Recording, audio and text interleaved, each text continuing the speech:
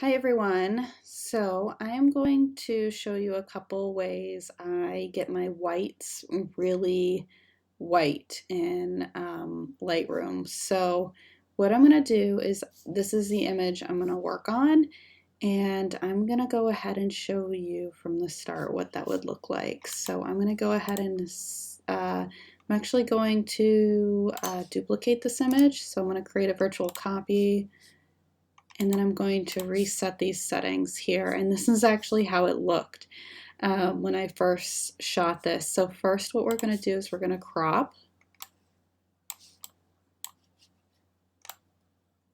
right there. And one thing I want to make sure is that it's kind of nice and straight. So there we go.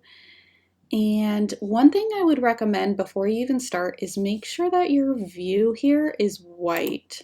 So I forget exactly where the view options are, but let's see.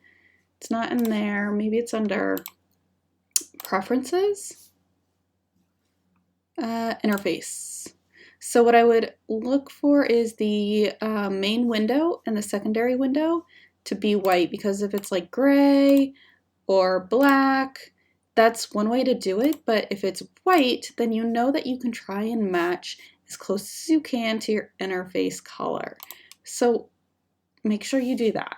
So the next thing we're going to do is apply some of my edits here. We're going to increase the contrast. We're going to lower the highlights just a tad. We will decrease the blacks just a bit because I want to make sure this stays nice and black. I think that's probably pretty good. The temperature looks pretty good, but you can kind of see it looks maybe even a little cool over here. So I'm going to see what it looks like warming it up just a tad. That is a little too warm, and I'm keeping an eye on what this looks like here. So I'm going to go back to as shot, and I think that actually, so I'm going to leave the white balance as it is for now. The next thing I really like to do, actually before I do that, I'm going to click these to enable profile corrections, because without it the edges sometimes get some vignetting. So I'm going to do that, and then the next thing I'm going to do is apply a vignette. Not a vignette, excuse me, a gradient, a linear gradient, which is this button here. And I'm going to apply it so that it's going to gradually lighten the edges. So I'm going to go to dodge, which is lighten. And all I do is I take my cursor here and I click and I drag. So what that's doing is gradually, from darker to lighter, lightening up the image. If I were to check on this and maybe say darken, it's going to, and I'll do this extremely, so that's what it's really doing.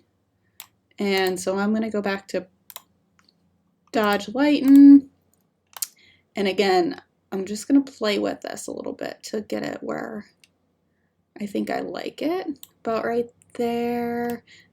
Problem is you don't want to overdo it with your highlights, so I'm going to bring that back down. And then I'm going to do another one. Create another gradient on the bottom here. That looks pretty good. I'm going to create one more up top. That's good. And one thing I'm going to do is I'm actually going to do one over here as well. And I'm going to lower it because it is a bit brighter on that side. That's just where my light source was. So I'm going to go to burn darken. I'm just going to darken that just like that. So that's looking pretty good, but we can kind of see the edges here, and that's not necessarily bad. So sometimes I'll just go in with some hand edits. I'll take my brush and I'll just brighten up the edges some. That looks pretty good. That looks good. So that's really all I would do. One thing I am noticing is my blacks aren't as black as I would like them, so I'm going to bring this down just a bit, my shadows, because shadows do affect your blacks as well as blacks affect your blacks, but I'm going to bring down those shadows just a bit. Looks good. Okay guys, so that's all I would do.